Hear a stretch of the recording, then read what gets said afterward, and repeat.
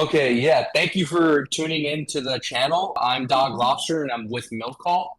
We're Ziad and Wes if you know us locally in the Seattle area, if you drafted with us. But we're shooting this just go over what we think are the most competitive leaders for set two.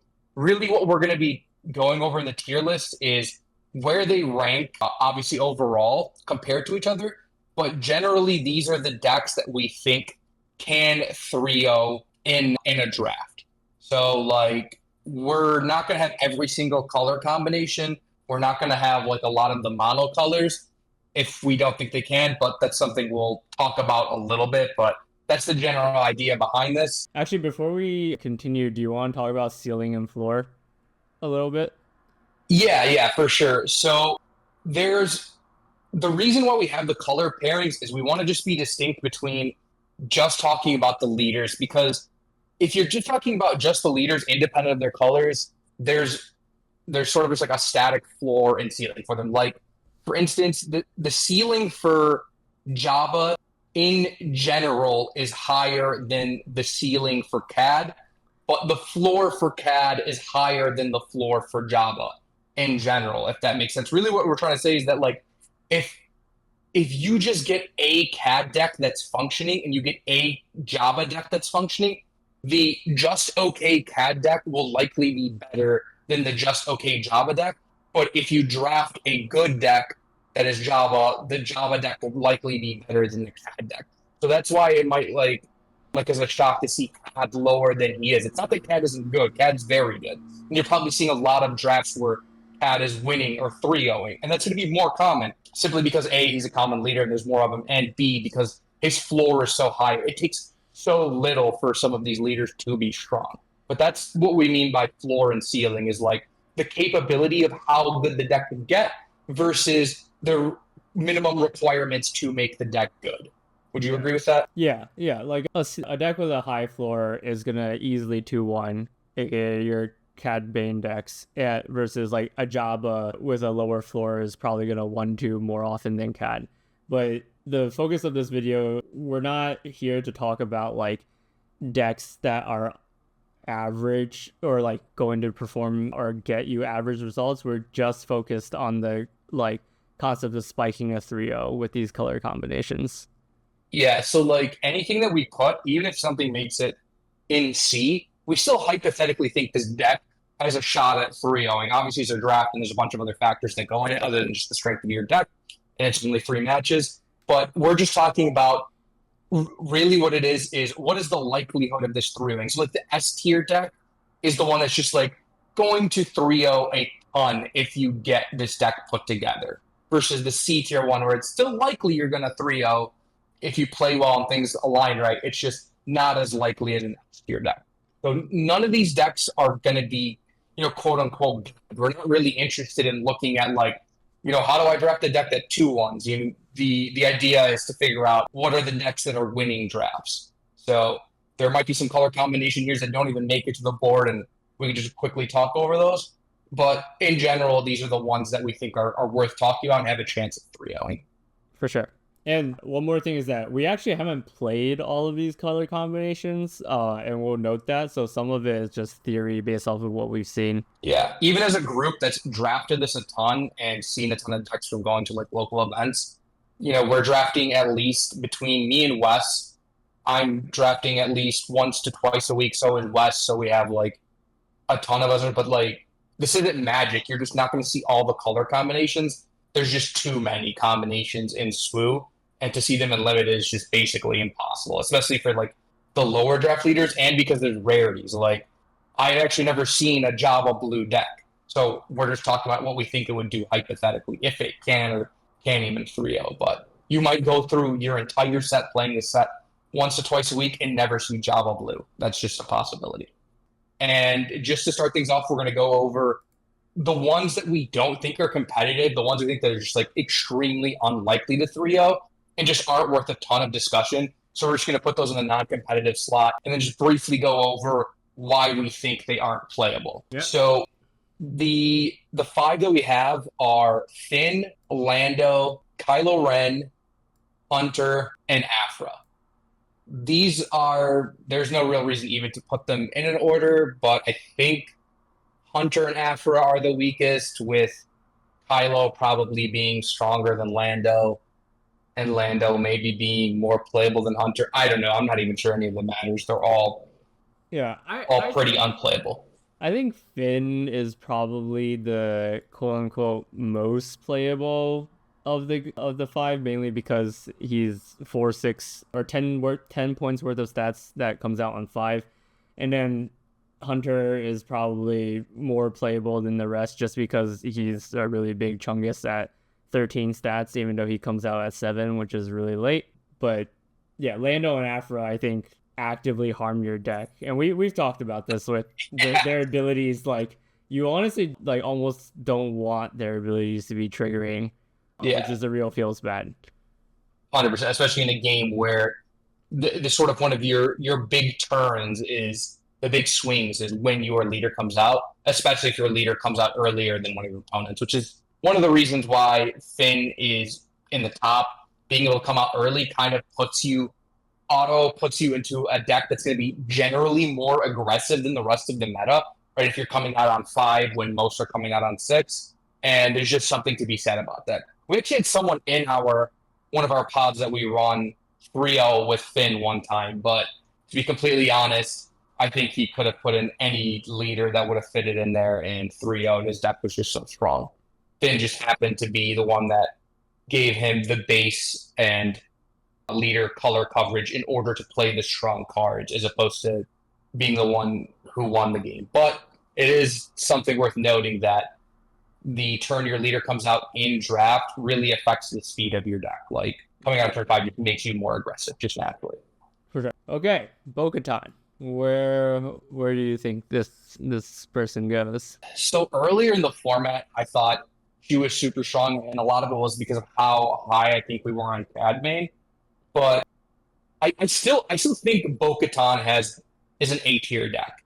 And the reason being, I think her ability to choose where you're pinging is just so strong. And while the deck does have more requirements to come together, you basically have to be Bo-Katan blue. You'll notice we didn't put the other Bo-Katan colors in here because we don't think those combinations are really viable at 3. No, you have to be Mandalorians. Her ability is not on attack; it's on Mandalorian attack. But being able to choose where you ping is just so strong, and I think for that reason alone, I would put her in A tier. I'm not sure where you put her, Wes. Yeah, I think like A sounds right, but I think Yeah, like one of the things about Bo-Katan is that, if you're playing against a strong opponent and you only have one Mandalorian out, they might try to essentially like take initiative ahead of curve and try to like snipe your Mandalorian before you get to attacks, making her ability essentially useless. So I feel like I would skew more towards B than A, but I think like, if we're talking like you have a healthy amount of Mandalorians in your deck, it's probably going to be A tier at a minimum.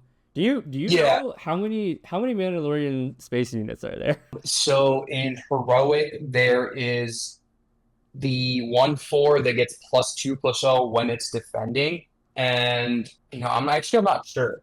Really, when I'm thinking of Mandalorians, I'm thinking of the ground units. I'm thinking the true drop or the 2 resource 1/2 that lets you put you an experience counter. And yeah, what is his name? Clan Ren Rescuer. Yeah. That card and the Armorer, Follower of the Way. Yeah, And I think. even like Ketsu and Night Owl become so much stronger. And I'm also much higher now on House. How do you pronounce it? Housecast Soldier, because of its ability to kill the 3 resource 2/2 Yeah. villager. Yeah. The reason why I bring up space units is because, like, generally speaking, there's just going to be less interaction in space, So having your Mandalorian trait stapled onto a space unit feels like you can get its activation off more regularly, but I guess there's really only 3. Yeah, the other thing to note too is when we're talking about these kinds of decks, I've never drafted Bo-Katan with when I didn't think Blue Red Mandalorians was completely open. Mm. Like you should just be dodging this deck if you don't think you're if you're not getting the 3 resource 4/3s and the 2 resource 1/2s, like if you're not seeing armors come around, because a lot the armor just doesn't go in every deck. It doesn't just naturally synergize with just any deck other than maybe like Ray Red, right? Like, so you want to be doing this if you're not competing with the other Mandalorian decks. And also Han just doesn't want Mandalorians as well. So like, you definitely need to take a look around, see if you think that this deck is going to be open. But like, when we're talking about blue red Bo-Katan, the reason we're only talking about blue Katan is because we're talking about a deck that's a high density of Mandalorians. Like, you should be getting her trigger off most turns. And the 2 times I drafted her, I 3-0'd, and both times I was triggering her pretty much every turn. Nice. Seems good. Yeah. And that's why I have her at A tier. Porting again. Okay. Next leader, Boba Red. Okay, so let's just talk about quickly about Boba versus Bo-Katan. This is a great example of floor versus ceiling. Boba's floor is just so much higher than Bo-Katan's. Boba just says build a deck more or less, and he's going to trigger. Obviously, there's better versions and better colors to be in Boba, but this is what we're talking about. It's like a much more generic ability versus keywords. Most cards have keywords versus creature or unit type Mandalorians, which is very specific to some units. So while Boba Red probably isn't as good as Bo-Katan Blue, it still has a very high floor. If that makes sense. Yeah, I would agree with that. Though I will say that like now that I'm thinking about Boba Red, like what are the units in red that make that like Boba really wants to see? Honestly, I haven't even seen any Boba Red decks. At least not any that like I'm thinking like these are distinctly have red. Like what is Boba? What is it gonna have? It's gonna have like a ton of grit, maybe. Like Well, typically you want to be Boba Yellow. So I'm wondering if this is even something that I think 3 of. So really when I think Boba, I'm thinking Boba Yellow. yeah, I think I would actually agree with you. Like if we're looking at the red ones, like your heroic Cassian, Night Owl both have smuggle. Triggering on smuggle is fine, but there's really not much I see in red. So maybe let's just talk about Boba Yellow then. Like let's talk about Yeah, why Boba Yellow is so much better than red. for sure. So Boba Yellow is strong mostly because of what yellow does for the deck. I would have put it in that, but I just take it off the list, right? Because there still is like some mono green plus red Boba deck that's going to 3-0 somewhere. Sure. It's just not like really worth discussing like the in depth what that does. But Yeah. the reason why specifically yellow is so strong is because it allows lower resource creatures to trade up into higher resource creatures. The reason being is that green and yellow are the two colors that have ambushed the most, and Bobo pumps the creatures with ambush. So your Cloud Rider turns into a 4/1 ambush as opposed to a 3/1 ambush. And those may seem like little differences in the cards. They actually end up becoming huge when you are able to make a decision that allows you to trade up in units in a game that has a ton of trading around units, especially in draft, which is a huge part of the game. Whether it's better or worse than Bo-Katan Blue, I'm not even really sure. I think they're like right about the same. They're both really good. I would put it slightly above higher because I think Boba just lets you be just a little bit more aggressive with all that ambush, whereas Blue Red just doesn't have any ambush. I don't believe it's in Blue or Red's color pie. Yeah. I think that makes sense to me. Like being proactive in Suru is so good. Like Ziad was saying, suddenly coming out with 5 damage and even 6 damage with Mercenary Company and Boba Fett activation can be really backbreaking, especially for an opponent who's not expecting you to be able to proactively deal that much damage without having the unit readied up on the board. And like Boba's flip side, 4/7 at 6 is a good amount of stats, and the fact that he can just act as a board pump. If you have even like 2 units with keywords on it, make him a really big pain in the ass to deal with. The other thing to talk about is the reason why Ambush 2 is so strong in this game is being able to choose which creatures are destroyed or defeated is just gives you such a leg up against your competition because you're essentially being able to decide, okay, I can give up my slightly weaker yellow creatures for your blue, green, and red units that you're trying to develop. And I think being able to dictate which ones get to stay on the board just makes your deck that much stronger, and that's what makes Ambush so strong. Yep, for sure. All right, Bosk Blue.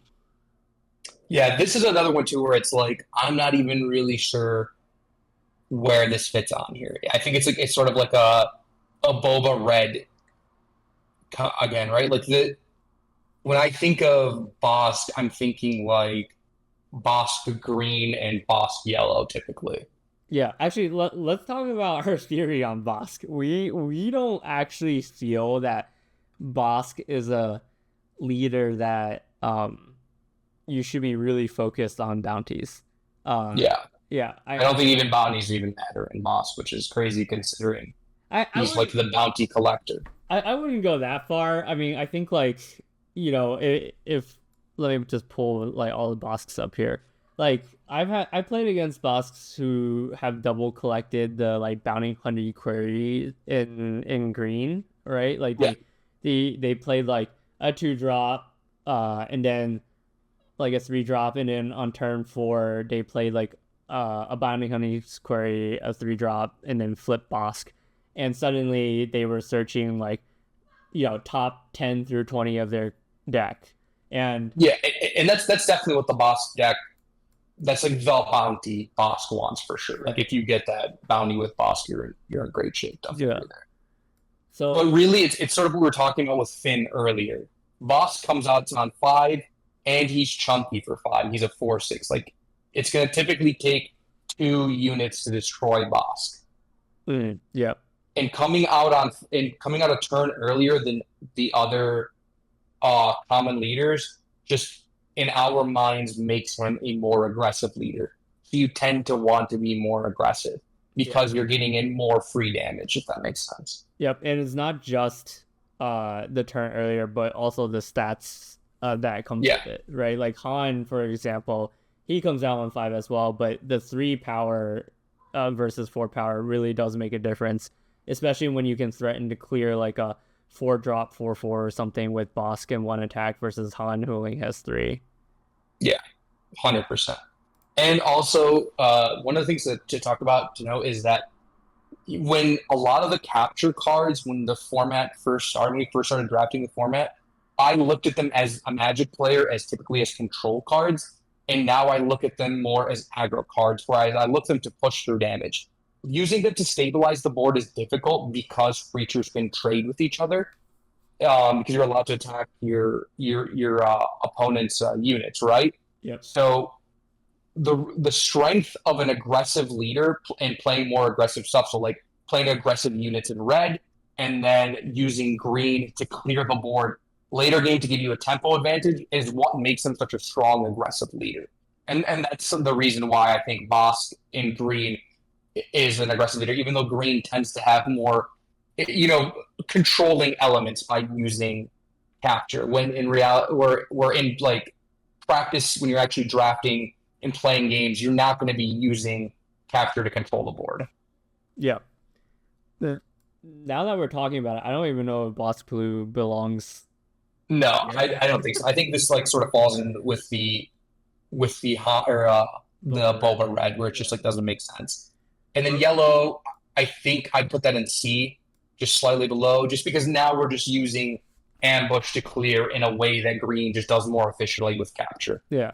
One thing to note though, and we'll touch on this in CAD, is that Bosk is a bounty hunter, but the Bosk yellow combination does give you some really broken like Bosk flip turns with uncanny pursuit, relentless pursuit, right? Relentless pursuit. Yeah. Um, and then, like, I think I'd put that in C, just slightly below, just because now we're just using ambush to clear in a way that green just does more efficiently with capture. Yeah, 100%.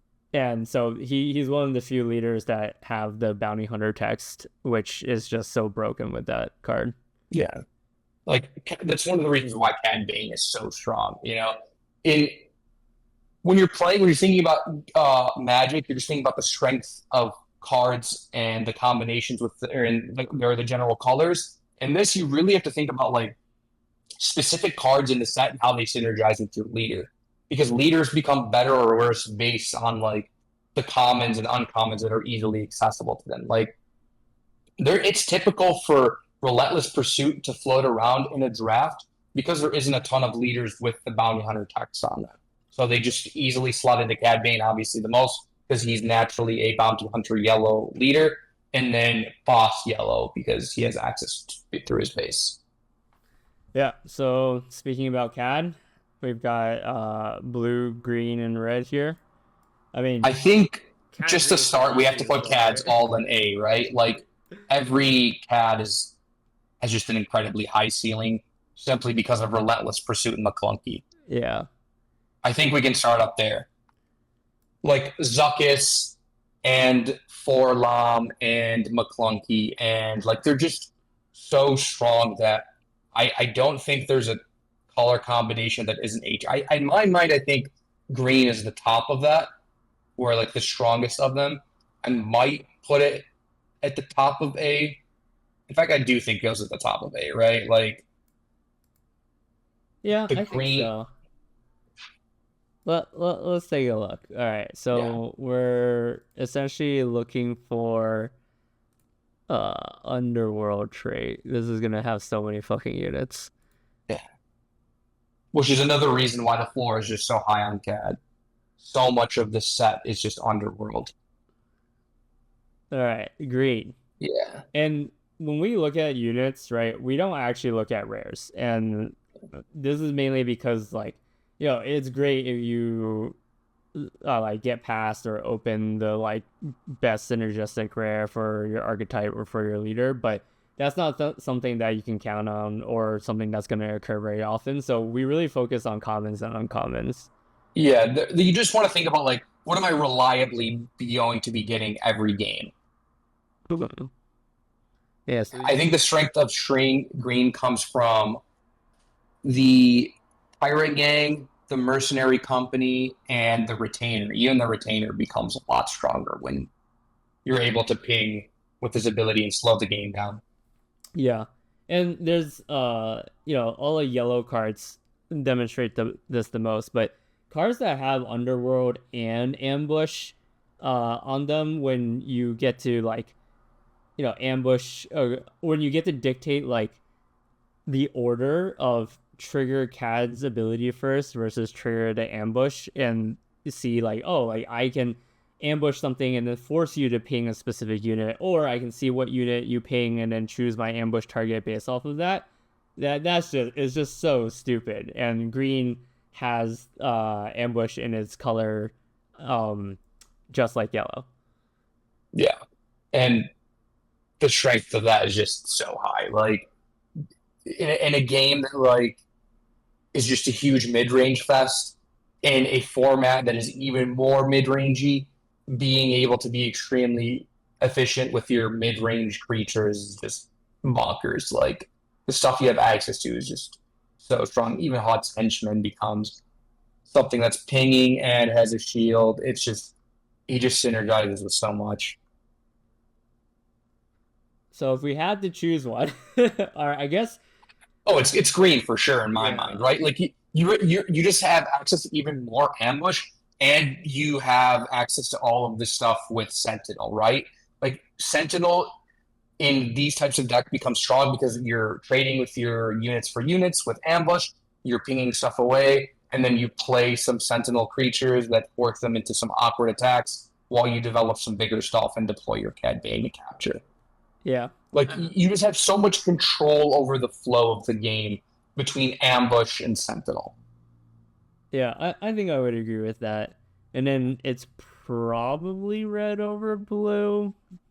I mean, blue just has Yeah, the least density of underworld units below rare, yeah, right? If you ignore Long Pike, First Light, Sugi, I mean, you're never playing Chewbacca in CAD.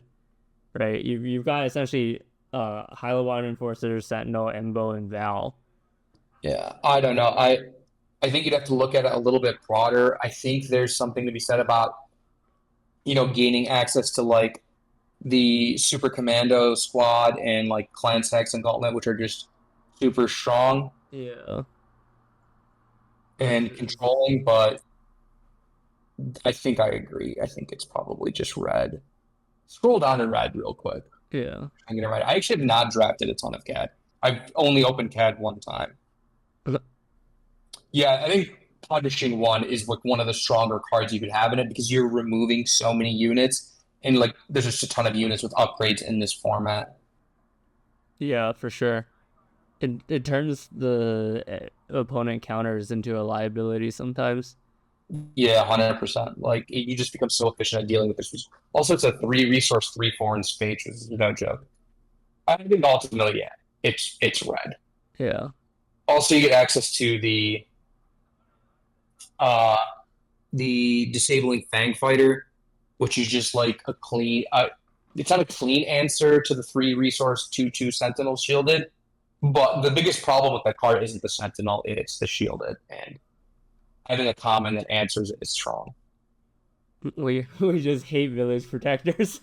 It's just so it is very good in the aggro decks. Being able to play one of those in the middle of the game after you developed a bunch of creatures is usually a recipe to 3-0. But anyways, we've talked enough about the Cad Banes. The real question is, are all the Cad Banes better than Bo-Katan and Boba? No, I don't think so. I mean, if we talk about the ceiling, Yeah.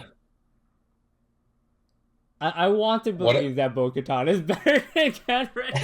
Yeah, me too. Just because you're allowed to choose and it's a little bit more aggressive. Yeah, it's just like cat just it just feels so disgusting. But yeah, Yeah. what? Oh, that's it's hard. We can always come back to this. We can go to the next leader. All right, Fennec Blue. There's one Okay. card responsible for why Fennec Blue is even existing here. Yeah. Just so everyone understands, Fennec Blue, if you're not the only blue heroic drafter, Fennec is unplayable. Let's start off there. Fennec a is in the non-competitive list with the rest of the leaders, except for one instance. There is one time that it's actually playable, and that's if you are going to be fed blue heroic. Not that it's open, not that like you're getting some of it. You need to be like essentially the only blue heroic drafter, or the only like base blue heroic drafter where someone is drafting some heroic blue, but that's not really the color they're going after. And the reason why is because of Rose. Rose. Yeah. 5 mana, 4/8 ambush. I know it says shielded, but with her ability, a 5 mana 4/8 ambush is just insane. One of our buddies that we draft with was fed an insane Fennec Blue deck with three roses, and I think the strength of Fennec's ambush ability with this particular card just can carry her over the top. Yeah, and if you don't know what Rose does, she is a 4 resource 2/6 shielded, and when she attacks, she can destroy her shield to give herself 2 experience tokens. Fennec Shand says, pay an extra resource, give it ambush, so she becomes like Wes was saying, 5 resource 5/8 ambush, which is just crazy. It's just so strong, and it takes a deck that is or a leader that is unplayable and makes it. I don't even know what do you rank this as? So this to me is just one of those decks you see like once a format. Yeah. I think I think maybe in all seriousness, like FedEx shouldn't belong in the tier list, but Probably not, but we've all seen it happen. So yeah, we saw this 3-0 and like the deck was just actually really impressive. So it's hard to unsee it, but yeah, I'd put it at the bottom as C. yeah. It's just so damn unlikely. And just to talk slightly more about Fennec, like we sat here and looked at every unit eligible for Fennec to ambush, or every unit that you would want to use Fennec's ability with. And the two that we came up with were Rose and Liberated Slaves. Like, I think a 4-man or 4-resource 3/5 ambush is fine. It's Yeah, like that's fine. almost good. If Liberated Slaves has 4 3/5 ambush, like you would probably like look at it and be like, okay, I put this in my deck. Yeah. I mean, it Like, was fine in the set before. In set one, you had what? It was a 3/4 ambush. You had to control another vehicle for oh yeah, four. the neutral thing. Yeah, the neutral, the like ATST looking thing. Yeah. Like that Yeah, card was fine. I was happy to yeah. play one or two of them. Okay, yeah, that's a good comparison actually. Yeah, I like that. slightly better than that. Anyways, that's enough talking about Fennec. Fennec sucks. All right. Sorry, Troy. Lagar. Okay, so Gar is, I think, one of the leaders that I feel like I see people drafting Gar a lot when Gar is just kind of a bad leader, to be completely honest. Yeah, Like, we talked go ahead, go about ahead. like Gar's comparison to Krennic. Like I remember when the spoilers for this set came out, we were like, oh, like this is the Krennic of the set. Uh Yeah, and he is he's very much not. not the Krennic He's of the not. set. He's not even close to Krennic. They're not even on the same goddamn planet. Like they're he's so much worse than Krennic. So I think this is also just a theme of the first set was in general the leaders had less specific requirements to quote unquote turn their abilities on, right? Like Krennic just like obviously wanted creatures with crit, like blue red Krennic was sort of the idea, but you didn't have to really do anything for Krennic's ability to work. Taking damage is just a natural part of playing the game, right? Like creatures will take units will take damage, For and then sure. they'll turn around and attack or trade something else, whatever. And in my mind, when I first saw this card, I was like, okay, so Gar Saxon is going to be the unit leader, so or the upgrade leader. So there's just going to be a ton of stuff with upgrades, and there'll be a bunch of upgrades that you want to play. But there's two problems with that. One is that units with upgrades are typically going to have slightly poorer stats than units without upgrades because they have an upgrade, right? They have a shield, or what I mean. They're going to be as aggressively accosted. Like it's typical to find a 3 resource 4/3 in the format, but the 4 resource 3/4 that has shielded is if you took away its shield is just worse statted than a 3 resource creature unit. So there there just isn't a ton of stuff that naturally works with it. And the other issue is the lack of academy trading. So when you play upgrades, because units are allowed to trade with each other, they can become a liability.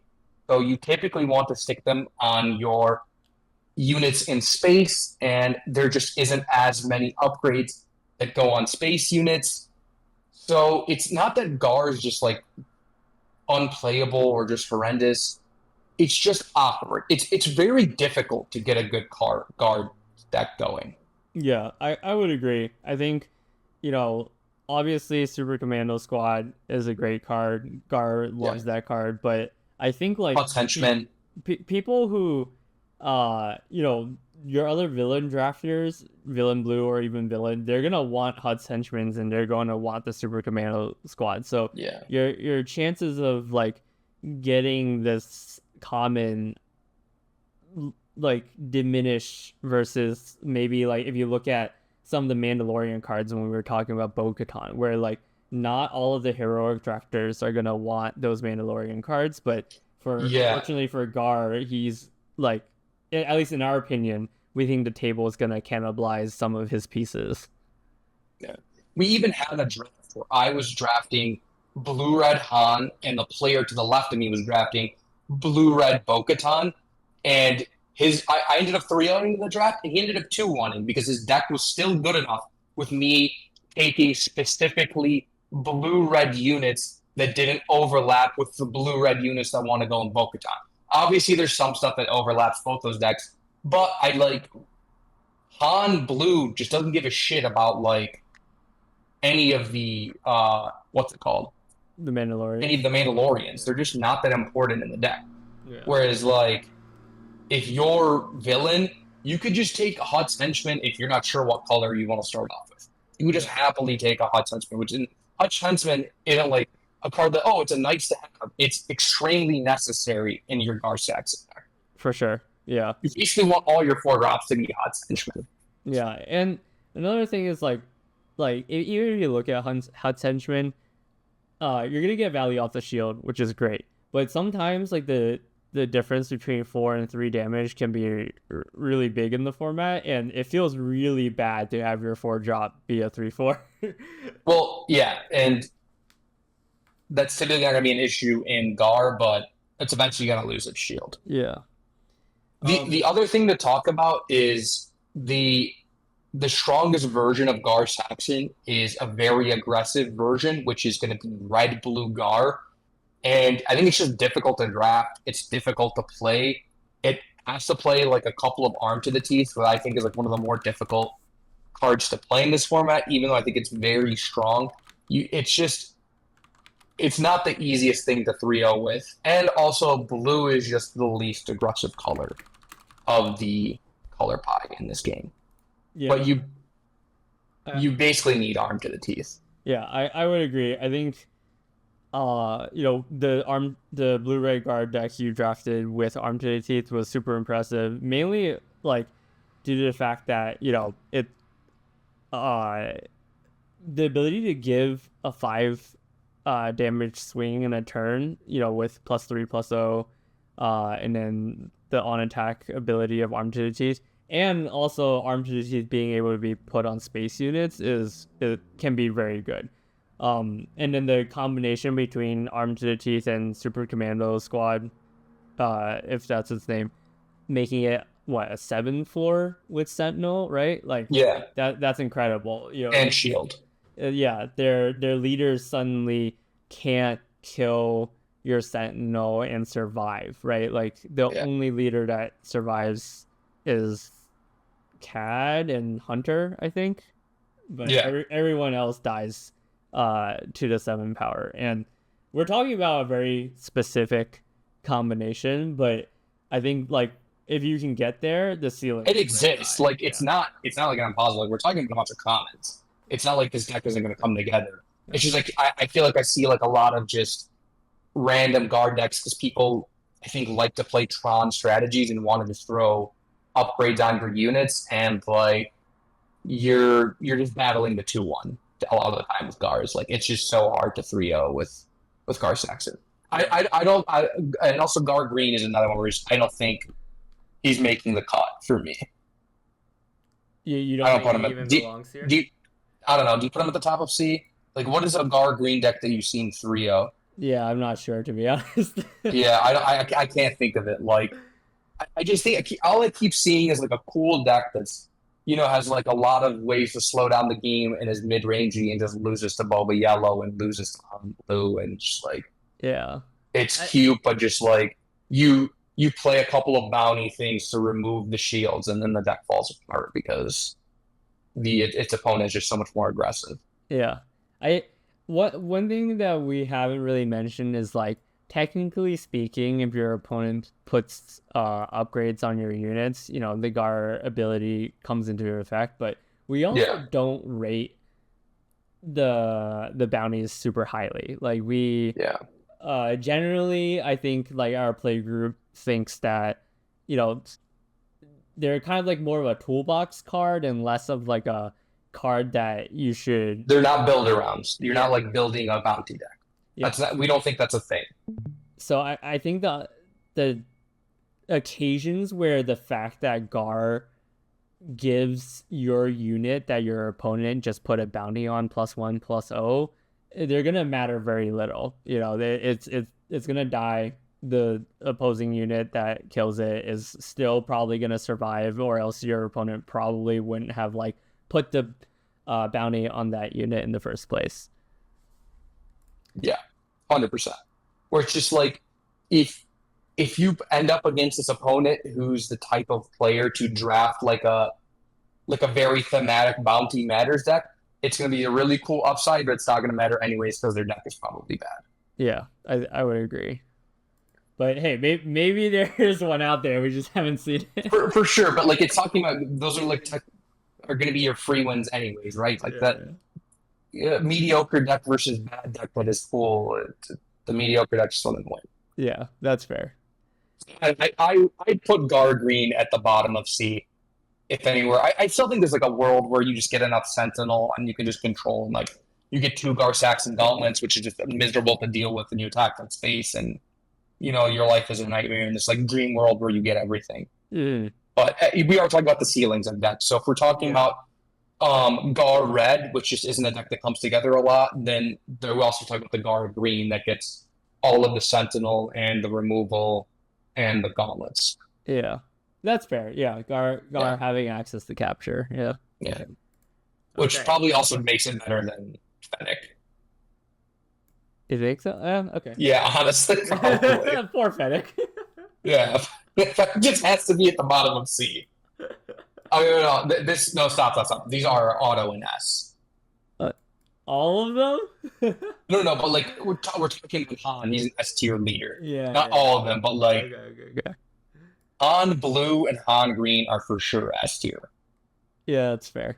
I'd put Han Yellow at the top of B if we're just gonna rate them. But let's just kind of go over what they do. And I don't know what's better between Han Green and Han Blue. They're both so strong, just kind of in their own way. Yeah, Han is a leader that at the beginning of the set I didn't think would be that strong, and boy Same. was I wrong. Yeah, 100%.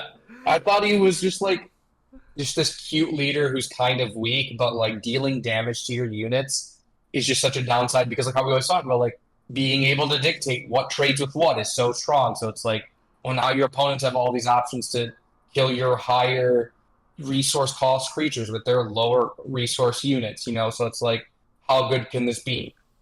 Really good. In fact, it might not be the best leader based combination. That'd be the highest ceiling, but like I think Han Green is live against 100% of the decks in this format, even if they're like the top end versions of those decks. Han Green is always live. Yeah, I think so too. And when we say Han Green, we're imagining a really aggressive deck that has like Adelphi Patrol Wings, has Desperado Freighters. You're being really aggressive in space. You're cheating out those 5 drop space units on with 4 resources, and you're just kind of overwhelming your opponent with damage before they can really do anything, honestly. Yeah. With like leaders who are all in, are super aggressive, you just want to create board states where your opponents are making non-decisions. And what we mean by that is like you want to be so aggressive that what they're doing is sort of irrelevant versus the amount of damage you're getting in. Which is kind of like a weird thing to say, just basically saying like, oh, our deck is so fast and so good that it doesn't matter. But like you have to draft with that in mind. Like you have to take cards that give you tempo advantage, cards that give you more attacks versus just pure power. Like you need the 1 resource attack with 2 creatures. You need Delphi, Patrol Wing, things like that. You need cards that help your action economy, so that way you can be more aggressive and take the initiative and guarantee more hits with your larger units, if that makes sense. Yeah. And I think the thing that makes Han Green so strong is just the fact that the Patrol Wing is a common and it's 4 damage in space. It helps your action economy. Desperado Freighter, like that is just a nonsense card that Han has access to, but it being uncommon, you're probably not going to see as many of them as you see. Yeah, hold on. Let's quickly talk about 2 things. Let's talk about the Desperado Freighter, because I keep seeing it wheel and draft. And if we're sort of making these, the card is better than most rares. Yeah. We draft this in a lot. I'm not saying we're like the best drafters ever, but we draft this in a lot. We talk about this game a lot. We spend a ton of time thinking about this. This card is fucking insane. Having 6 toughness in space attached to like a relative amount of attack is just so difficult to deal with if you're the aggressor. It becomes so hard to race, right? Because there are just less. I'd say it's about a 2-to-1, maybe a 3-to-1 ground unit to space unit split. It sort of actually becomes like flying in Magic. These sort of be turned into your unblockable creatures. The counter is that units in this game can trade with each other. But if your space unit has both a lot of toughness and a lot of attack, now it just sort of reads as 5 resource unblockable deal 15. Yeah, I agree. I think like if we remove Han from the equation, just this card in a vacuum needs to be respected more. Like this, seeing this card is almost a reason to be in Red Heroic. In my 100%. Yeah. Yeah. And then it's probably just the best. Yeah. And you were saying it's an uncommon. I don't think it's an uncommon. It's a common, right? Desperado. No, Desperado is uncommon. Can you pull it back up? Yeah. Wait, it's a common? Oh my god. Yeah, it's a common. Yeah. See, that's what I mean. This is what I was talking about. Wait, this is ridiculous. Yeah, it shouldn't be. It's like I don't want to like go and say and start talking about design mistakes, but there's no fucking way this should be a common. Oh yeah, I definitely thought this was. That's why I was saying you see so many. Remember I was talking about like the decks always come together looking the same. It's because it's a common. Anyways, we're going off topic. Yeah. Okay. So, anyways, the strength of this card, it goes in all the Han decks. It even has a 4-resource 5/4. It's incredibly strong. Now it's just dealing 10 damage instead of 15. Yeah, and I actually I think this is a great. We should talk about this. Like why it's so strong even at 5/4. So this is kind of this is gonna be super nerdy, but there's this concept of breakpoints. I think in Magic, people would talk about what power and what toughness are your breakpoints, where you see a lot of 4-mana 4/4s in Magic or something, right? And then if we look at Desperado Freighter as a 5/4 that comes out on 4 resources, right? If you look at all of the space units that cost 4 or less, there's only one space unit that attacks for 4, which is a Lurking Tide Phantom. But other than that, uncommon. Yeah, an uncommon. A double aspect uncommon. Yeah, it's other than that, there is no other space unit that your opponent is going to be able to play that can cleanly answer a 4 toughness space unit that you play on turn 3, right? Yeah, turn 3. And that's just incredible. It almost guarantees a 2-for-1 minus some shenanigans, maybe a Boba Leader pump or something. But that is why the Patrol Wing and the Freighter are so strong. That 4 toughness breakpoint. I think it would legitimately be a lot weaker if there were just more units in space that could answer it in one hit. Yeah. But rightfully so, most of the units in space are kind of awkward because a lot of times you can go uncontested, so you don't want to make them too strong. So the one leader that basically has guaranteed access to the best space unit is just going to be a little bit stronger than the rest. It's even stronger than the what is the Mandalorian 5-resource 4/6 that lets you move around. That card's a rare and it's super strong. Yeah. And I still think that just having 5 power on it just might make the common a little bit stronger. Yeah, it's close. The Freighter's incredible. All right, it's just too strong. Han Blue. Okay, so Han Blue falls in a similar category as Han Green. He's extremely aggressive because of red. The difference is he's slightly less aggressive because he's not playing modded cohorts to trade down and then attack. He doesn't have access to the Delphi, so he gets his strength from being able to have access to the 3-resource 2/4 Grit Wookiee in blue and the and the 4 resource 3/4.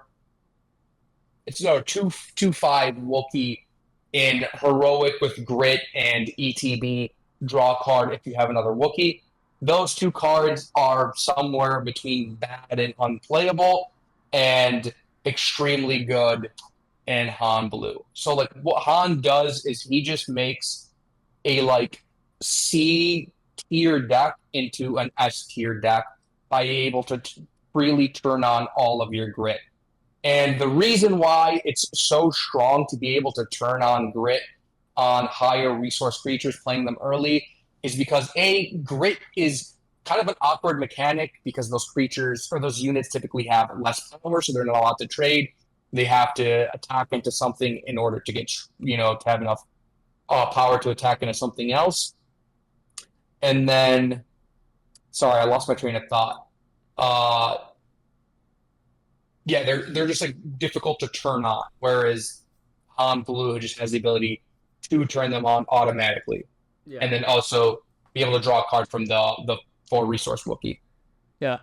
Another thing is that like the Wookiees are generally free in draft, right? Like Yeah, when we talked about like Gar's staples being cannibalized, like no, I don't I think like no one's really out there like aggressively drafting 3 resource 2/4 grit or 4 resource 2/5 grit if you have a Wookiee draw a card, or even like the uncommon Wookiee and blue heroic. Like I think like these are cards you're just going to see for free in a draft pod.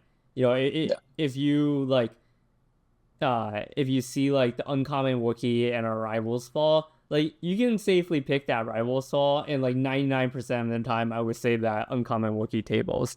And yeah, I think that allows Han Blue's deck power and deck consistency to uh like when you're drafting Han Blue to get him to S tier. yeah, Yeah. 100%. Thinking about it, like, do you consider Cad Green S? Like, would you straddle the Hans with Cad Green? Yeah, probably. I guess Yeah. I just like don't. I hate it because how high his fucking floor is. It's just so easy to make that work. Yeah, Yeah. probably.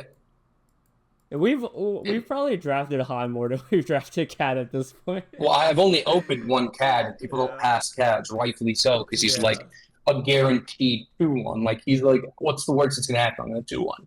I'll just Yeah. pick this CAD.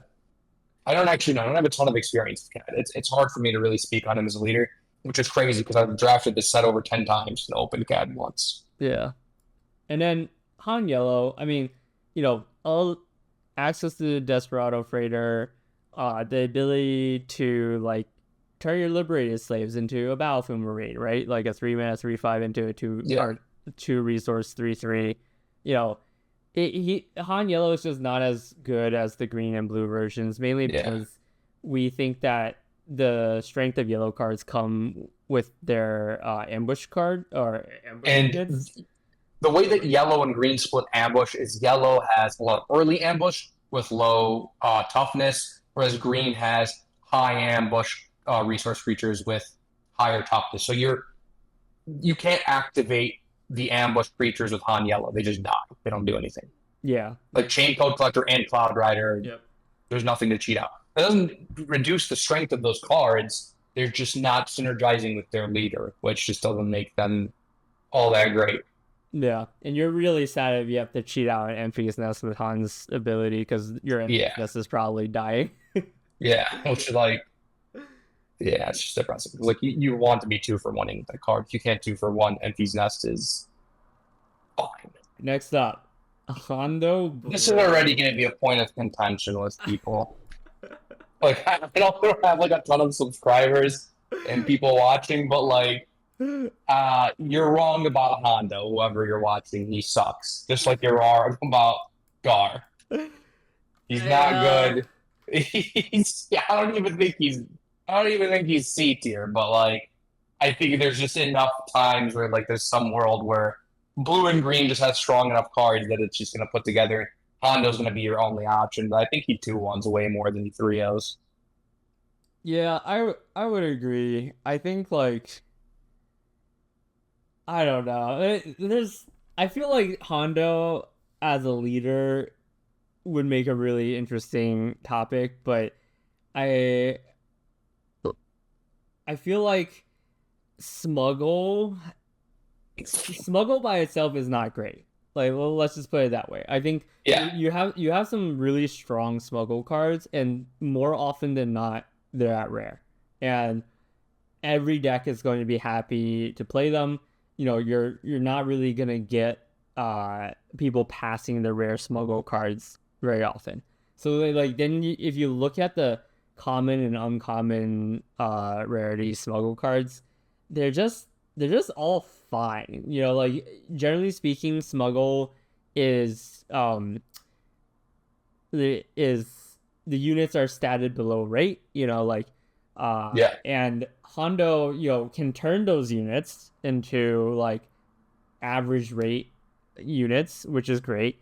But then you run into the kind of like second problem of Hondo is that we think that like the card advantage is not as strong as You're something drawing two like cards a turn in a deck with 30 cards. You're gonna see every card. The games turn out the same. Like most of your games are gonna look very similar to each other because you're gonna have a very similar like one of things, especially if you have two of or three of a card in your draft, which isn't that unlikely considering there's it's not like Magic where there's two color pairings, there's eight, right? So or there's five colors, there's eight colors because there's all the versions and heroic and non-heroic. So like your games are just like card advantage is just not a thing in this game. It just doesn't matter. There might be a set in limited where like the games are slower and card advantage makes a difference because it's very controlling, but it's not this one. This set is relatively aggressive. I think it's more aggressive than the first set, and I also think that the smuggle cards, the ones you want to be smuggling, are typically the aggressive cards. Like you want to be smuggling like Cassian Andor or Armed to the Teeth, or like sometimes the blue one resource or three smuggle heal to give an upgrade. Like smuggling bad creatures so they become goods, okay creatures just so you have card advantage is just a losing strategy. But he's just like cleaning up your mess. He's not advancing your board state. Yeah, I agree. I think like I'm really struggling to think of a creature that becomes a great creature when they are smuggled out. You know, like First Light, sure, but that's a rare, so we don't First really Light want just that. says win the game, and Yeah, any deck yeah. that can be played in. Um, You should probably be playing First Light in Han Blue. yeah, 100%. Um, That's how yo, strong First Light is. Pirate Battle Tank, right? Like I think like that's a card that screams Hondo, and Yeah, like it's good. Like Pirate Battle Tank is a good card, and but I like think it's just fine. it, but like 7 mana or sorry 7 resource 5/7 Sentinel, like you know you'd play it, but you're Yeah, not like ecstatic about it, right? And that no, 7 resource 5/7 is what Hondo does for the Pirate Battle Tank. Like yeah. I think I Hondo is actually a leader that I do want to like explore the space more around him, mainly because there probably is a more consistent Rio deck somewhere that we just haven't seen, but Sure. we've played a decent amount of the set. Like nothing pops out yet. Yeah, he's just not good. Yeah. He's just not doing the thing you want him to do. All right, He's moving right unfortunate along. because he's a comma leader. Oh yeah, yeah. All right, so let's talk about Java. Here's the leader that I feel like nobody talks about, but I think in my mind, I don't think we even talk about Java Blue. I haven't seen it, so like just for the record, this falls into the other ones where we haven't seen it yet. Yeah, But yeah. Java Yellow and Java Red. I think Java Yellow is the best deck. I Whoa. think it's the top of S tier. Sure. It's I'm like down for that. it's like Cad Bane on fucking steroids. It's just so strong, and a, a lot of people, I think, when they first look at this game, they look at the cards, the leaders, sort of like in they go, look at this leader. Uh, what does he do? Is that thing strong? And then like some players will look at one step further. They'll be like, okay, is there a lot of cards that go along with this, like Cad Bane? You're like, okay, so now it's a lot stronger. But you really need to like look at every a ridiculous thing to ask for most people, and that's kind of why we're starting this YouTube channel. But you need to look at every single card that's available to them at common and uncommon and contextualize them in the ways how they're played with that leader. And a bunch of stuff that is just fine becomes absurd with Boba. And the two cards that just skyrocket in, or excuse me, three cards that skyrocket in value are the 3 resource 3/4 that says it costs one less resource if your opponent controls a bounty. The 3 resource 4/3 that gains a shield if an opponent controls a bounty. And Chain Code Collector, the 4 resource 4/2 that says when it attacks, if the creature that's defending has a bounty, it gets -4, -2. All of these cards just sort of fly under the radar. They're just comments, they're just whatever.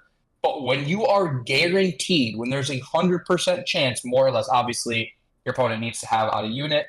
But if they don't have units, you're winning that game anyways.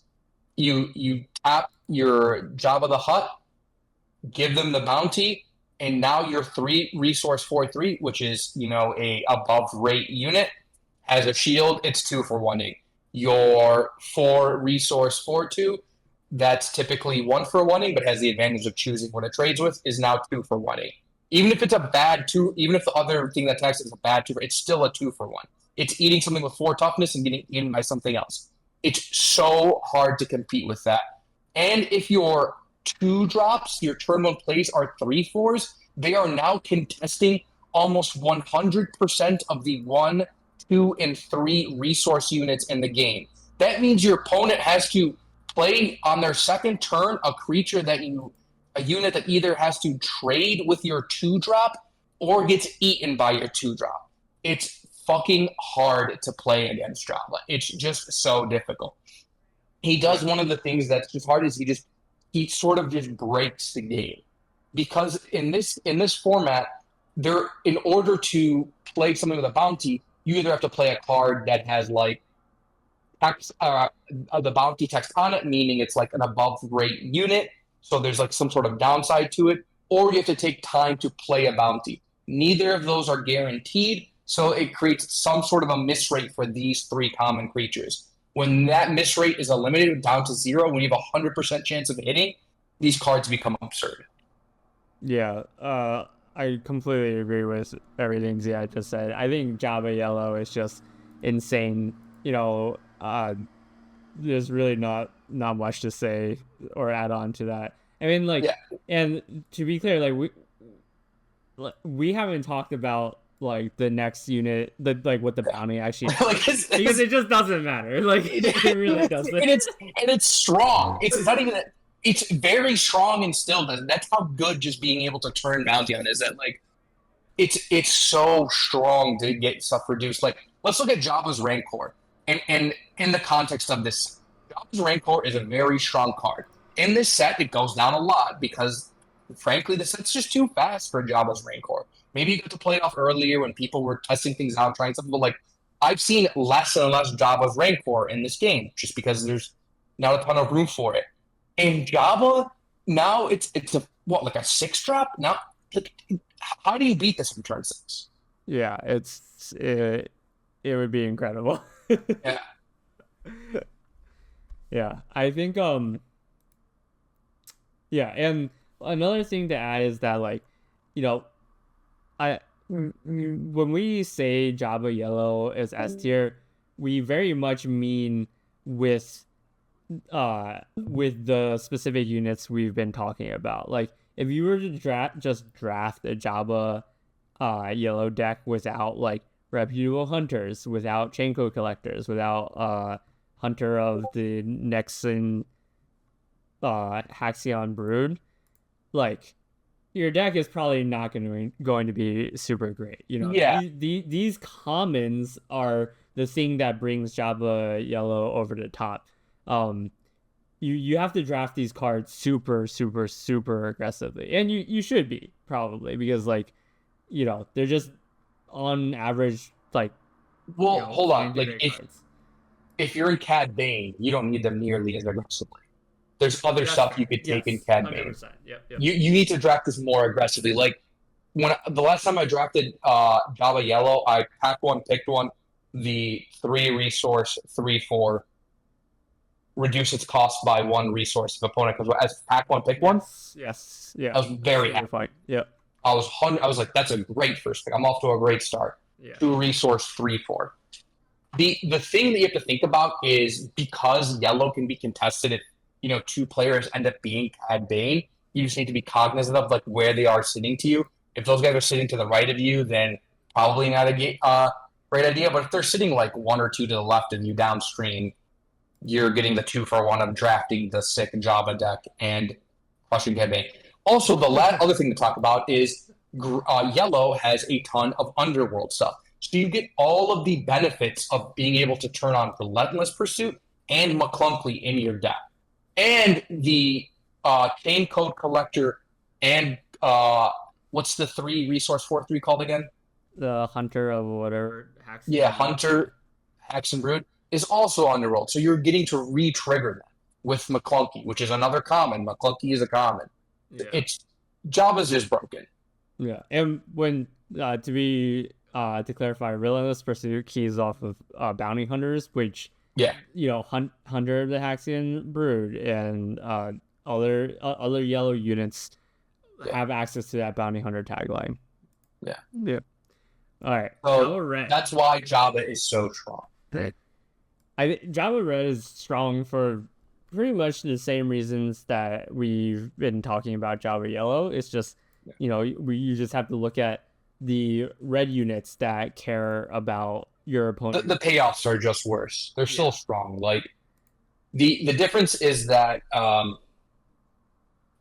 the payoffs for giving bounty, like you get Cranston, which is obviously extremely strong, but he even falls into like one of the issues where he basically he has like pseudo grit in order to have his ability work, and it's just like this card can be kind of awkward to play if you're behind, and if you're not going to be able to trade as aggressively if you don't have yellow ambush creatures, but it's still going to be a relatively strong deck. Yeah, really, just the payoffs are just not as good. Yeah, the Trandoshan Hunters, 5 mana 7/5, obviously like that's just a great card, but Crescent can get a little bit awkward, and then what is the other one? It's this guy right here. Yeah. 6. But this card's good. Like you double trigger off of this, which is probably going to be fine. But I'm very happy playing Covetous Rivals in my Java deck. I mean, I probably wouldn't want more than 2 of them, but I'll put them in. That's the difference. Like if you're in yellow, happy to play 4 or 3 Chain Code Collector, 4 Hunter. Yeah, 100%. And those are all commons where you can get a bunch of them. Also, another thing to note is Java's flip captures an enemy unit, and with the Hunter having shield, if the Hunter captures stuff, and I believe it can capture cross arena, meaning it can capture Han's ship, like it's just doing work. That's true. Yeah. Java, Java when he flips helps stabilize himself extremely high. Yeah. Yeah. Extremely well. He's so good. And the thing is, like, he's not aggressive. The deck's not aggressive, but it doesn't matter. Java does whatever Java does. And what does he do? He comes to your house, freezes somebody, and then takes your wife and puts her in his basement, wherever the fuck he does in the movie. I don't even remember what this guy does in the movies. But I know he like collects Han Solos and marries his wife or something. Yeah. He does that in the game too. All right. Kira. This is the other one. The other one nobody talks about because to be fair, we should talk about this. These are rare leaders. You're just gonna see lots of them just in general. Like that's probably why you may or may not have seen like some busted up Java yellow deck because the person's just like, well, I'm just gonna draft Cad Bane, right? Like why would I play Java? You know what I mean? Right, yeah. It generally speaking, like in a table of 8, you'll probably have like 4 or 5 rare leaders. And just because someone opens it doesn't even mean that like they can be it. You know, like I've Yeah. opened Java, and no matter how badly I wanted to play Java, the person to my right was playing Cad Bane, and therefore like all the yellow cards were being taken, and Heroic was super open. And as much as I wanted to play Java, I ended up going a different leader. Yeah, that is something to be said. Is the rare leaders, the ones that are playable, which are Java and Kira Bo-Katan and and Kira, yeah. Bo-Katan, require extremely specific stuff to function. Like Bo-Katan basically says you have to have exactly blue-red be open. If blue-red heroic is not open, you are not Bo-Katan. You cannot be Bo-Katan yellow. That's just not a thing. You just need a density of Mandalorians. Otherwise, you're just playing a blank leader. Yep, 100% agree. Yeah. Well, And speaking of rare leaders, Kira Red. here's the other one, which is like now also probably second only to Java, is Kira. Kira Red is in a form. It's weird because these are the two most controlling decks, and we're talking about how aggressive the format is. In general, the format is very aggressive. You want to be playing aggressive creatures, or you want to be using tempo to make up for that via CAD. So, like we're talking about and CAD, except when Java Yellow and Kira Red come together. Kira Red says, "Fuck that. What the format doesn't matter. Everything has shield." And everything has Sentinel. So in a way that like Bo-Katan needs a bunch of Mandalorians, the Kira deck needs a ton of things with Sentinel. Yeah. So what Kira wants to be doing is playing a bunch of the 2-3, the Pike Sentinel with Sentinel, and a bunch of super commando squads, and all of these are also commons, and they're double aspect, meaning that typically there's not going to be more than one or two drafting exactly those double aspects, and you just want to be playing shield on those and blocking while you win with literally whatever, because your opponent is never going to be able to get through.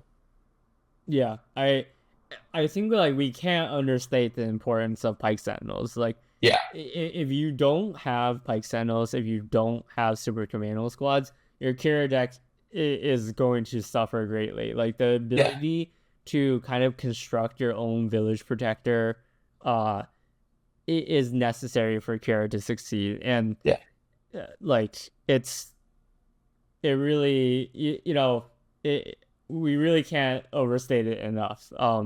And like you need Pike Sentinel. Yeah, you 100% need Pike Sentinel. And then like Kira becomes amazing with red, mainly because red has the grit cards, right? Red has the 3/3 grit overwhelm. Yeah. Which is it has 5/1 grit overwhelm with the shield. Like that. Actually, I remember what I was trying to say about grit earlier is that in this game, a lot of the time, the toughness on a unit typically doesn't matter a ton. Like except on ambush, mercenary. Yeah, except on ambush. Excuse me. You need all fat bots so they can survive, but typically units are just going to be trading into each other in general, except for like the much higher statted, higher costed stuff that has like bigger bots. And so like being able to turn your grit creature on and have a lower toughness is not really much of a downside. It just doesn't really matter. It's not going to like vastly impact what kills it. You know what I mean? It's not like people are playing a ton of units that have one power and now they finally get to trade into something, right? It's just not a thing in this game. It's still like whether it has 1 toughness or it has 3 toughness, it's probably trading in general with the same suite of 2, 3, and 4 resource units. Yep. And this is something that we like. This concept, right? Like can be tied back into kind of like the breakpoints, in my opinion, because like I 100% agree with everything you just said. But an example of a unit that like dealing 2 damage to it is not free is Covetous Rivals, right? Because I think the difference between 5 and 3 is very high, mainly because Cloud Rider exists, right? 3/1 ambush, and you also have the 4 resource 3/3 ambush in green that I can't remember the name of. And you also have the red 3 cost event that deals 3. Like you're starting to notice a trend that like 3 is a damage number that can be proactively dealt to your unit. So Yeah. playing covetous rivals in Han, for example, it can be risky because suddenly you're trading your, I guess, 5 resource in Han 7/3 for your opponent's 2 resource 3/1 Cloud Rider, and that's just Yeah. not something you want to be doing. But if you look at Kira, right, Here's what makes her so strong. 7/3 grit with a shield, like this thing is going to wreck your opponent if they can't answer Yeah. it cleanly. It just becomes so strong. Yeah. And the being able to give shield to things negates that sort of like breakpoint mattering as much because its shield absorbed all the damage. So it's like your creature just has like essentially 2 lives. And if that creature has grit, now it's also killing something and dealing damage and surviving. It's just like who cares if it dies to a Cloud Rider next turn? It did its job. It still is a clean 2-for-1 in the same way that like Javier has. And then now here's the last thing, and this is like something that's really difficult to sort of like actually do in to actually like do it while you're playing to actually realize that this is something you need to be doing while you're playing is that every unit in this game, except for extremely specific instances, for whatever reason the board state's gotten to this kind of point, needs to be deployed at some point the turn that it can be played.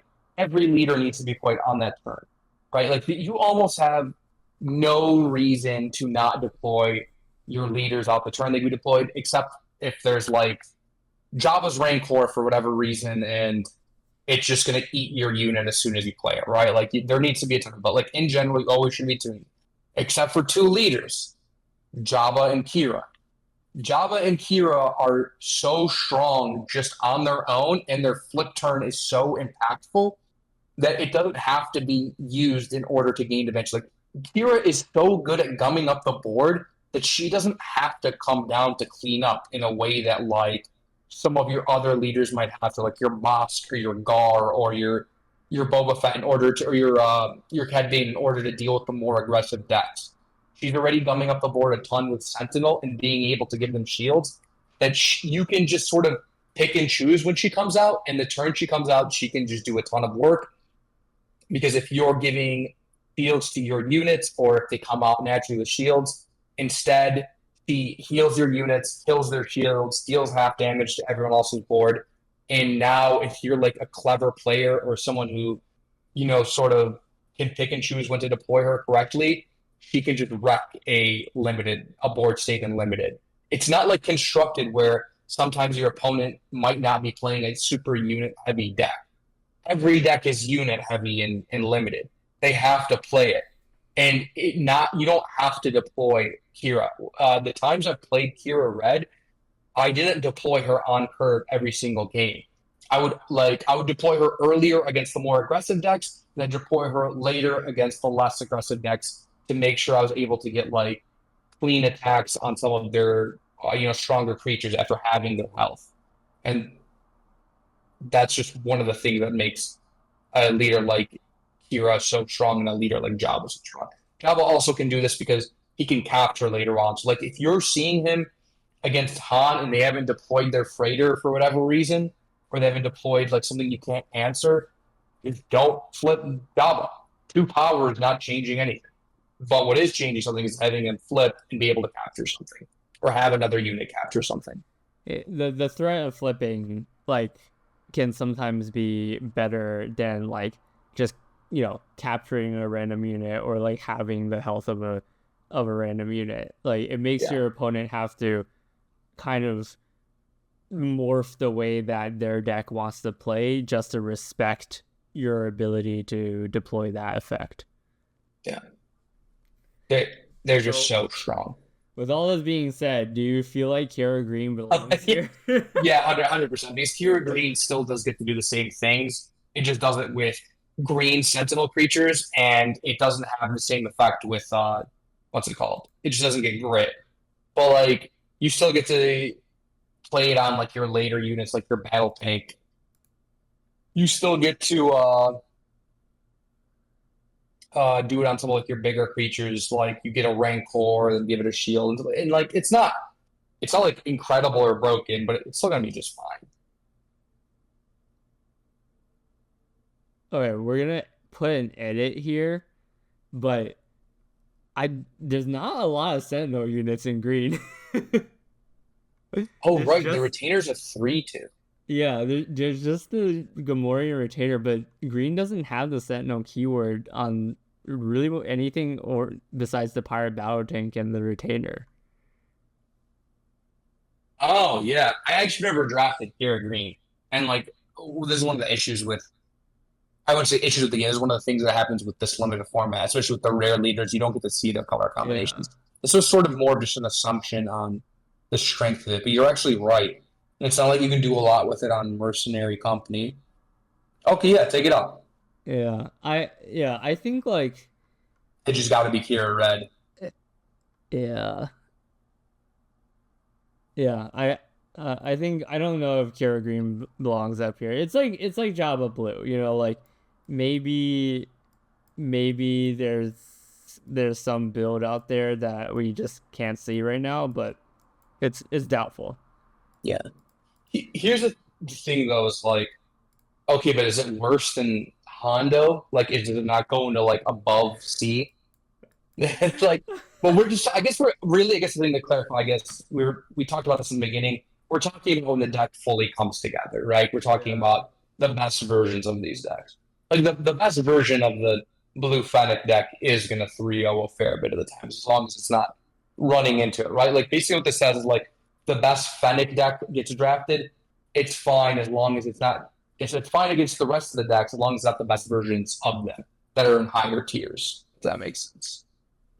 Yeah, I think so. I think like the problem or I guess when I think about like the best version of a deck's color pairing, I'm thinking about like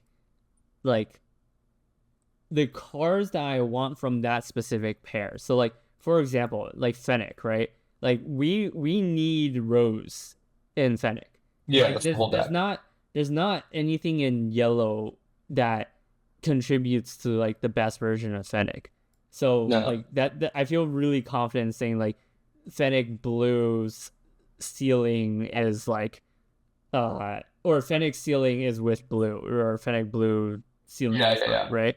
For But sure. like you know if you look at someone like Kira or Han, right? Like the best version of Kira Green, like is that It's just just like Kira Blue. mono blue with Yeah, like you're just mono one or blue. Yeah, two yeah, things? Like what is the green contributing it to it, yeah. right? You're like maybe playing a Rancor because you're slowing the game down, Right. and you're happy with some of the battleships, the tanks. Yeah. And at that point, like I just don't know if like we might as well just slap like Kira Blue up there. Yeah, 100%. So I that's agree. why I'm hesitant to like put like Kira Green, Jabba Blue up there. I mean, I don't think Yeah, Jabba Blue can belong there because just like of how necessary the yellow or the red yeah, is to it. But yeah, yeah. All right, we got one more leader, Ray. yeah. This is another contentious one. I already know to the Yeah. hypothetical viewers who are interested in this game and interested in draft specifically. Ray is not as good as you think she is. You're losing a lot to Ray. It's because you need to draft more on and less pad. Yeah, okay. So I'll start out with Ray Yellow because I just played Yeah, against a really good Ray Yellow deck. sure, I think Ray Yellow is probably like right next to Han Yellow. sure. Maybe slightly above it. Like if For sure. She's probably above on yellow because she's doing something with the yellow other than just having yellow cards be good. yeah, and like So Ray Yellow, it wants to take advantage of the one resource tier 3 space unit because it can essentially be a turn 1, 3, 4 space unit, and you want to be as aggressive as possible. Like all of the Ray builds want to be super aggressive, and Yellow with Surprise Strike, with the space unit, you know, uh with the Y Wings and Heroics, and with village protectors to defend your space aggression on the ground. Like I think that's what like puts Ray Yellow, in my opinion, at the top of the race. And one thing that I kind of thought of is that Ray Yellow also has access to the Waylay of this set, I believe. Um, there's a bounce card that I don't Yeah, think I've ever it's actually the seen three played. resource waylay, right? Yeah. Spare the target, right? Yeah. Yeah, it's It's a heroic specifically specific. heroic Yeah. waylay. It's definitely Whereas, worse than Waylay, but I think like is it? I mean Waylay is 2 resources, isn't it? I can't even remember. I haven't drafted that one. Waylay. I know it's crazy for us to not know how much waylay costs, considering it's how No, much it play is it gets 3. in. Yeah, it's in three. Yeah, how much it Neither probably of us gets play play constructed. constructed. Neither of us play constructed. Just for we, the reason why we're talking about a draft isn't to be like, oh, we're gonna be the draft channel. It's because it's all we play. Yeah.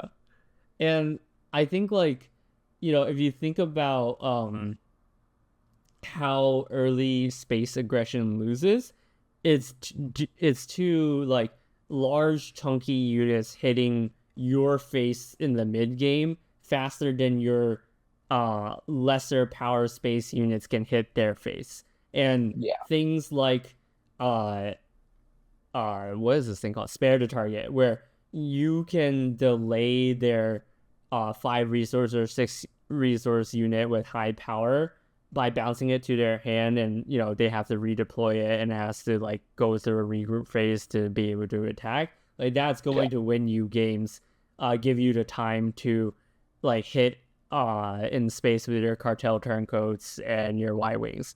And then Ray herself, like I think the biggest advantage of the Ray leader it's is, village people.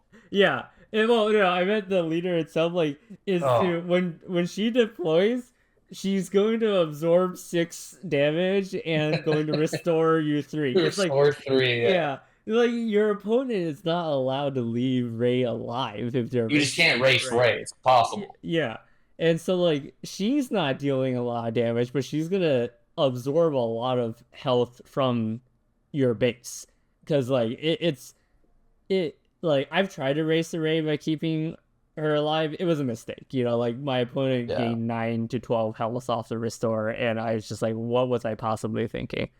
Yeah. you just Ray, can't. yeah, Ray red and Ray green. I think like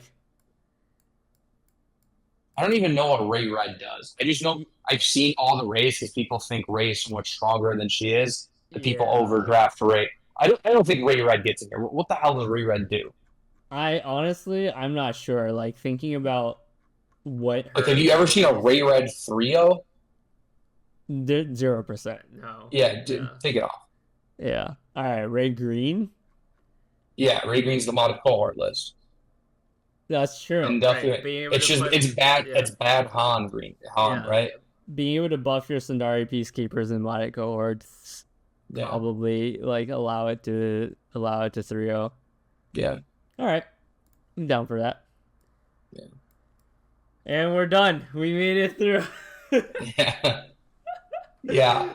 I Okay. So now we have everything. Is there anything that moves up or down? Like, Hmm. this looks correct to me. Like, is Bo-Katan too high? I really want her to be better. I know. I've 3-0'd with her twice, and one of the times I was playing against you, and you had Han. Yeah. You were Han. You were Han Yellow. Yeah. I I think like really the only question to me is like where does she How many armors? it or no, where does she belong relative to the cats? I think Yeah, I think 100%. She's Bo-Katan's a definitely little bit better. above one of the Cads, but Yeah. she above both. Like really, it's like is she in between Cad, blue, and red? Like this looks more correct to me. Yeah. But I The think thing is, the the ceiling is higher on what's it called? On Bo-Katan. I think so, yeah. Yeah. Yeah, actually, like, your Bo-Katan deck has so much like impactful fucking Mandalorian matter shit. Like the armorer and the stupid 5/6 becomes relevant now. It's like now you get the rare that sometimes is free if it's open, where it's when an ETB if you give it to a Mandalorian it gets shield. Like I don't know, like it becomes so strong being able to pick where you ping. Yeah. I think this is right. Like, Yeah, I think so too. Yeah, I think anything below A is like kind of irrelevant because they're all so close. yeah. No, Whereas we like could honestly even combine B and C and just put them yeah, in for one sure. row. Yeah. But I also think that like two is I think the top three. It's not a huge gap, but I think there's a gap between the rest of them.